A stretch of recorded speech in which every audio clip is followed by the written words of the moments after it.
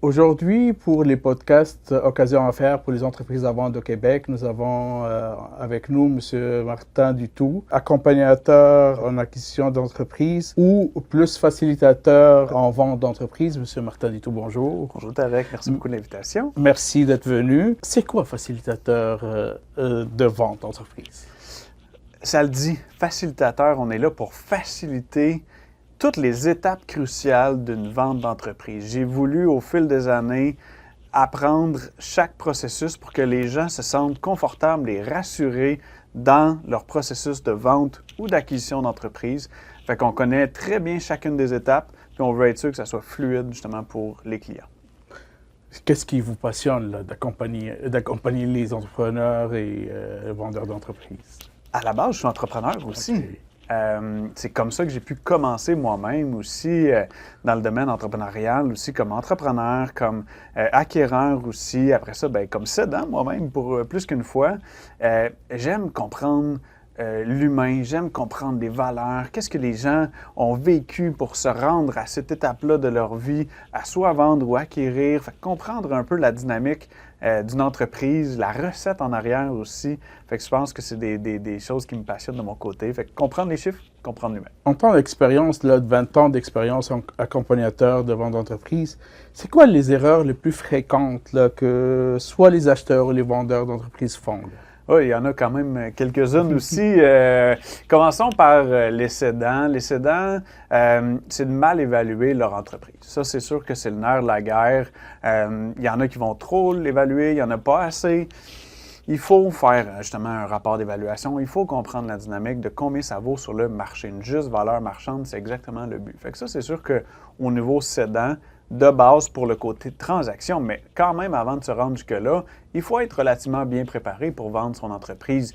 Il y en a qui m'appellent et qui sont prêts demain matin, puis j'en ai d'autres que ça prend 18 mois. Je leur ai parlé une fois, 18 mois, 24 mois plus tard, ils me rappellent et ils disent « OK, là, Martin, merci de tes conseils, j'ai compris, là, on est prêt. » Parfait. Ça veut dire qu'ils ont un travail qui a été fait avant.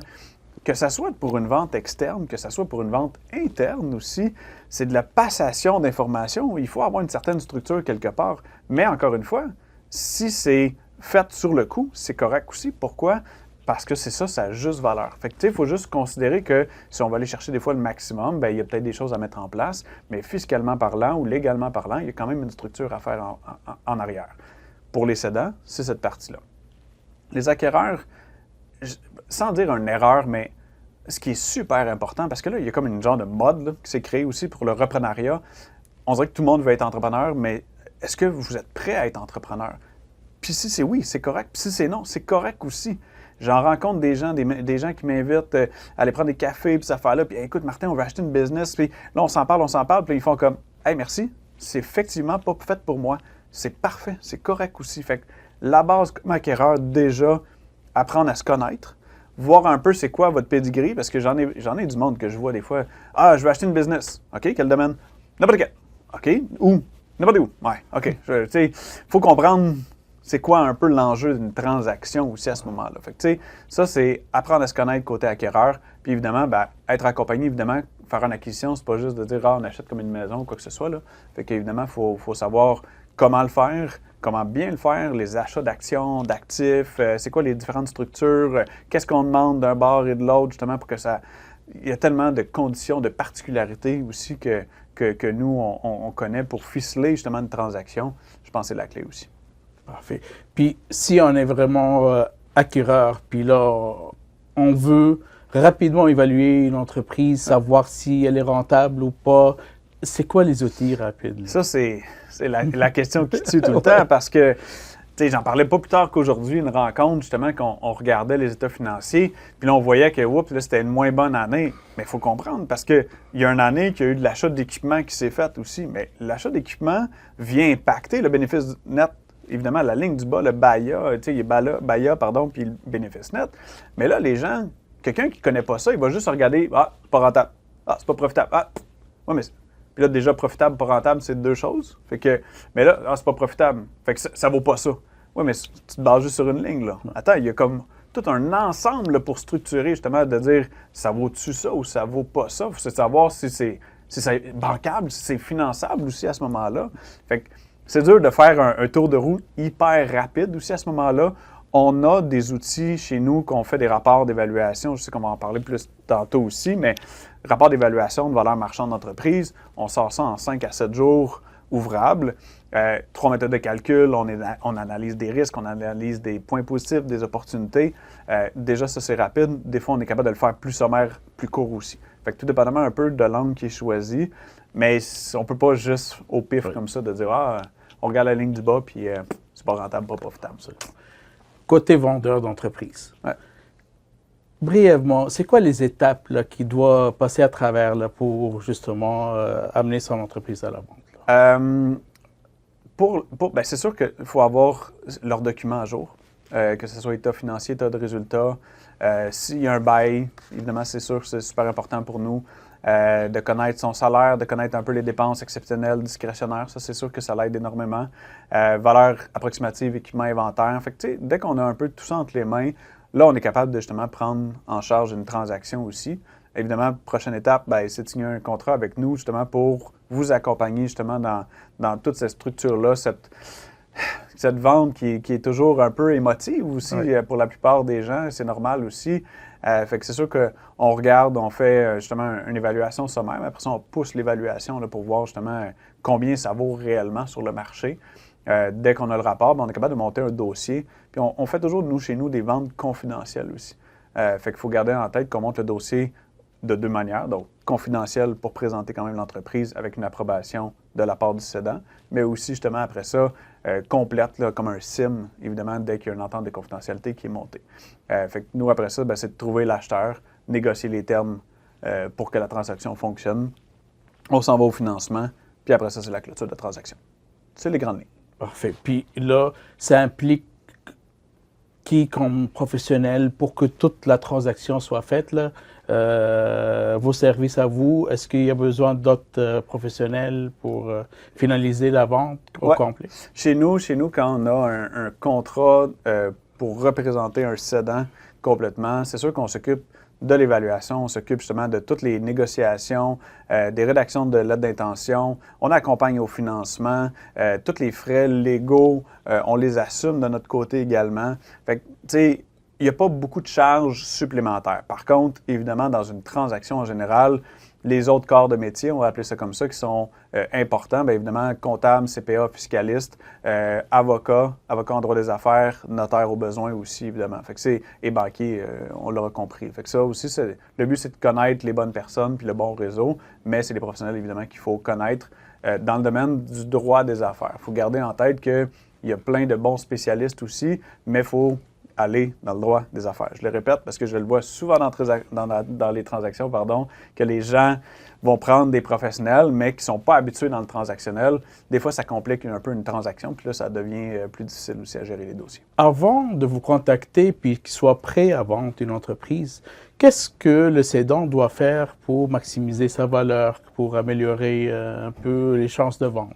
Les 2 points les plus importants, si c'est possible dans votre domaine d'affaires, il y a 2 choses qui impactent énormément un chiffre d'affaires, pas un chiffre d'affaires, une valeur d'entreprise, c'est votre importance au sein de l'entreprise comme propriétaire. Est-ce que vous avez besoin d'être là 100% du temps? Êtes-vous capable de prendre quelques jours par semaine? Êtes-vous capable de prendre des vacances? Est-ce que justement la compagnie se gère tout seul? Tout ça impacte une valeur marchande d'entreprise. Et l'autre point important, des contrats récurrents. Si vous êtes capable d'instaurer dans votre compagnie des contrats récurrents, là, vous venez justement d'augmenter évidemment la valeur marchande de l'entreprise. Oh, très bien. Justement, parlez-nous un peu d'une transaction qui vous a marqué. Et pourquoi elle vous a marqué, là? Il y en a. Je sais que vous avez fait plus que 200 transactions, mais peut-être une ou deux, ou générale. Une que je peux parler qui a été marquante dans mon parcours, nonobstant c'est mon père qui était la plus émotive, mettons, que j'ai vendue aussi. Okay. Il y a à peu près 3-4 ans, je me fais référer un dossier par un banquier, justement, aussi, de sa cliente qui pensait vendre et tout, puis il était justement bien préparé. Fait que je suis allé le rencontrer. C'est un domaine que je connaissais très bien, puis ça a eu un clic direct. Elle, son conjoint, a dit « Parfait, Martin, on prend le contrat, on va avec toi. » entre la prise de contrat jusqu'à la signature, finalement, de la date de clôture, là, il s'est espacé à peu près 6, maximum 7 mois. Il y a eu les vacances en plus de Noël rendues là. On a rencontré officiellement 2 potentiels acquéreurs. Puis c'est le deuxième, évidemment, qui a acheté. Ça s'est vraiment, vraiment bien passé de A à Z. Est-ce que c'est un fleuve tranquille, une transaction? Pas du tout, là. Dans le sens que c'est vrai qu'à la fin, il y a toujours, on est toujours sur l'émotivité. On va-tu avoir notre argent? On va-tu la sortir? Puis là, il y a comme toujours les derniers détails là, qui impactent, évidemment, justement, l'émotion, on va dire, des gens aussi. Fait que des fois, ça peut créer des certaines frustrations. Mais au-delà de ça, ça a été une belle transaction. Ça s'est fait.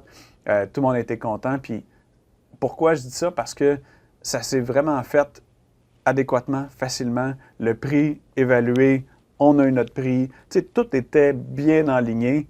Et au-delà de ça, bien, cette personne-là, donc la cédante, qui est restée pour la transition, qu'on a gardé contact, est maintenant dans notre équipe. Oh, wow. Fait que j'avoue que ça, c'est un petit plus que je trouve que qui a impacté évidemment notre parcours parce qu'elle est rendue dans l'équipe. Elle a aimé comment on a fonctionné. Elle a voulu justement apprendre, puis elle a voulu partager elle-même avec son réseau aussi, son expérience, son expertise. Fait que là, bien, maintenant, elle est avec nous dans l'équipe, puis ça grandit de fois en fois. Wow, bravo ça. Avez-vous un conseil pour un entrepreneur qui veut faire le saut vers l'entrepreneuriat et hésite encore? Est-ce que vous avez des conseils à lui donner? Comme je dis, faites un peu vos recherches. On fera un appel ensemble. Je trouve qu'il n'y a rien de mieux que de discuter ensemble des possibilités. Il y a plein de professionnels, il y a plein de pseudo-professionnels. Ça, c'est une autre dynamique quand même. Mais, appelez-nous, on va jaser. C'est du cas par cas. Chaque background est différent. Chaque personne a son histoire. Il n'y a personne qui cadre pareil dans n'importe quelle transaction. Mais c'est sûr que moi, ma première acquisition que j'ai faite, justement, il y a près de 20 ans, j'avais déjà ma comptable, j'avais déjà mon courtier, j'avais déjà ma notaire, je comprenais déjà les chiffres, etc. Fait que j'avais une facilité là-dedans. Ça s'est fait très bien aussi, très content de l'avoir fait. Mais justement, d'avoir quelques personnes autour de soi qui peuvent justement être référents, justement, je pense que ça va être vraiment important pour les gens d'être accompagnés par des vrais professionnels. Là, vous avez 20 ans d'expérience, plus de 200 transactions. Mm-hmm. C'est quoi la différence entre il y a 20 ans et aujourd'hui? Honnêtement, pas grand-chose. Okay. Honnêtement, pas grand-chose. En termes de transactions, les gens me demandaient il y a 20 ans comment j'avais fait pour acheter une entreprise, puis la même chose encore aujourd'hui. Je trouve là, c'est pour ça que je me suis implanté, impliqué à 100% devenir une référence dans le domaine de la vente-acquisition d'entreprise, parce que les gens ont besoin de ça, évidemment. Donc, il n'y a pas grand-chose à part, évidemment, des particularités, je veux dire, légales, fiscales, là, mais d'autant plus que une transaction reste une transaction. On fait affaire avec de l'humain, on fait affaire avec une transition. Comme je dis, ces années d'expérience-là m'ont permis d'implanter mon processus qui a fait ses preuves, évidemment, au fil des années, pour vraiment que ça soit facilitant. Là, c'est sûr que à travers votre expérience, vous avez eu des questions comme des mythes dans la vente d'entreprise. Mm-hmm. Vous pouvez énumérer quelques-unes des mythes, là. Le mythe numéro 1, c'est toujours, on revient à l'évaluation, là, mais la règle du pouce, de dire que ça vaut 2 fois, 3 fois, 4 fois, encore une fois, la ligne du bas, là, on va l'appeler comme ça. C'est toujours fascinant de dire oui, mais, ouais, mais comment tu es arrivé à ce montant-là? Ben, c'est un mélange de chiffre d'affaires, oui, le revenu impact, mais une entreprise qui ça fait 2 ans d'existence versus une entreprise qui ça fait 20 ans qui existe, ça n'a pas la même valeur aussi à ce moment-là. Il y a un historique aussi à considérer, la réputation, est-ce qu'on est bien présenté sur le web, est-ce qu'on ne l'est pas? Puis c'est correct si non, mais tout ça a quand même un impact, il faut le valoriser, il faut le calculer quelque part aussi. Fait que c'est sûr que ça, c'est le mythe numéro 1. Fait que ça, c'est la valeur d'entreprise. Puis après ça, justement, c'est de voir, comme je dis, là, ça prend des gens qui sont habitués dans le transactionnel. J'ai entendu des histoires, justement, de vente d'actions, mais comment que les contrats de clôture n'ont pas été bien rédigés par des professionnels, parce que ça, c'est des juristes qui le font. Fait que ce soit notaire ou avocat, Puis justement, des années plus tard, des gens qui reviennent, puis il y a toujours des problématiques aussi à régler. Fait que ça c'est le mythe de dire que « Ah non, c'est bon, je vais payer moins cher pour… » Ouais, ça veut pas dire non plus qu'on paye le plus cher que ça vaut plus cher. Ouais. Mais faisons une tête avec quelqu'un qui sait où est-ce qu'il s'en va. Ça va être vraiment la clé aussi. Est-ce qu'il est arrivé que vous refusez des mandats? Ça arrive régulièrement que je refuse des mandats. Okay. Ça arrive, je ne vais pas dire régulièrement parce que là, personne ne va m'appeler. Mais sans farce, j'en refuse. Évidemment, pas à la tonne nécessairement. Puis des fois, c'est pas parce que c'est une belle entreprise ou pas une belle entreprise. C'est plus que dans l'optique, il faut qu'il y ait un fit. En termes, c'est pour ça que souvent on fait comme une préévaluation aussi avec l'entreprise pour comprendre un peu la dynamique, gestion des attentes aussi. Puis des fois, c'est des créneaux qu'on connaît moins. Fait que tu sais, on est à l'aise de dire qu'on ne veut pas prendre n'importe quel dossier pour prendre un dossier. Fait que des fois, si on n'est pas capable de le prendre, j'aime mieux le dire d'avance. Fait que tu sais, c'est pas qu'on refuse en disant c'est pas une belle entreprise, c'est plus que ça cadre moins dans nous, dans notre réseau d'acquéreurs, parce qu'on a un réseau d'acquéreurs, là, on a comme 2500 personnes. Bien, si ça cadre pas, nous, avec qu'est-ce qu'on pense savoir que les gens recherchent, tu sais, ça va créer des frustrations de part et d'autre, puis c'est pas ça qu'on veut aussi. Donc oui, on en refuse. Puis encore une fois, la préévaluation se fait aussi sur le prix. On revient encore aux gestions des attentes. Si effectivement quelqu'un, quand je parlais au début, quelqu'un qui arrive et qui dit « Moi, je veux atteindre tel montant, moi je pense que ça vaut ça, mais finalement ça vaut ça », je ne prendrai pas un mandat. Vous allez vouloir tellement ce montant-là, puis je ne pourrai jamais le vendre, me justifier aussi à ce moment-là. Fait que c'est ça la problématique beaucoup aussi. Absolument. Là, avec l'ère maintenant de l'intelligence artificielle, là, tout le monde utilise l'intelligence artificielle dans leur gestion quotidienne. Comment est-ce que vous l'incorporez dans votre travail, dans vos recherches, dans vos analyses? Oui, nouvellement, depuis ce travail que ça fait quasiment 1 an et demi aussi là, que j'ai fait avec des développeurs, on a développé effectivement un outil d'intelligence artificielle. Évidemment, ça ne remplace pas 100%. Donc, c'est un peu il faut garder ça en tête, là. Ça vient juste accélérer notre processus de rapport d'évaluation. Chose qu'avant, ça pouvait prendre 3 semaines, 1 mois. Maintenant, comme je disais, en 5 à 7 jours ouvrables, on sort le rapport. Donc, ça vient nous outiller, mais il a fallu le peaufiner. Fait qu'on l'a commercialisé novembre dernier. Là. Fait que ça fait peut-être 6 mois à peine qu'on l'a commercialisé, mais ça fait déjà 1 an et demi qu'on travaille sur ce dossier-là pour faire des essais-erreurs, pour être sûr que justement la compilation des données qu'on fait est juste, parce que ce qu'on dit, c'est quand même, hey, tu sais, ta business, ça vaut tant, fait que nous, il faut que les chiffres fonctionnent aussi à ce moment-là. Fait que ça nous a accéléré beaucoup le processus. Puis évidemment, quand on remet le rapport, on est capable après ça de le justifier, de l'expliquer, prendre le temps avec les gens. Justement, ça, c'est notre plus-value aussi. Fait qu'on est plus rapide. On sort justement qu'est-ce qui est juste. En termes de chiffres, 3 méthodes de calcul, tout ce qui est évaluation de risque, points positifs, opportunités. Puis évidemment, on prend le temps avec les gens aussi. Ces rapports-là sortent, que ce soit pour une vente, que ce soit pour une vente à l'interne, donc rachat entre actionnaires, que ce soit familial, que ce soit pour refinancer aussi, parce que les banques acceptent ça aussi à ce moment-là, ou justement pour acquérir une autre entreprise. Fait que, il y a comme plein d'avenues, effectivement, qu'on utilise effectivement un outil qui vient nous faciliter, encore une fois, notre job. Merveilleux. Pour quelqu'un qui cherche une entreprise, comment il faut faire une recherche pour trouver son entreprise? Il y a une seule place, Occasion d'affaires. C'est le site aussi que vous allez voir. J'en ai testé plusieurs, évidemment, au fil des années. Et c'est celui que j'ai le plus de réponses. C'est celui que j'ai le plus de sérieux aussi. Fait que Occasion d'affaires, c'est vraiment la plateforme qu'il vous faut pour rechercher l'entreprise et pouvoir vendre, évidemment, de notre côté quand on met en vente confidentielle après. Justement, dans Occasion Affaires, il y a une section où il y a vos services. S'ils ont besoin de vos services, ils vont contacter à travers la plateforme, puis vous rentrez en contact directement avec lui. Puis, il y a des articles que vous allez écrire régulièrement pour aider à prendre des décisions, comment fonctionner tout ça. Puis, c'est important que les gens comprennent la dynamique, effectivement, d'une transaction. C'est tellement pas démocratisé que, des fois, on ne sait pas où aller, puis qu'est-ce qu'il y a à penser. Puis oui, il y a beaucoup de choses, mais justement, c'est en pouvant s'instruire justement là-dessus que ça va être vraiment la clé aussi, là. C'est mon partage. Monsieur Dutour, merci beaucoup. Merci Tarek. Merci de votre temps, des informations. C'est très, très intéressant.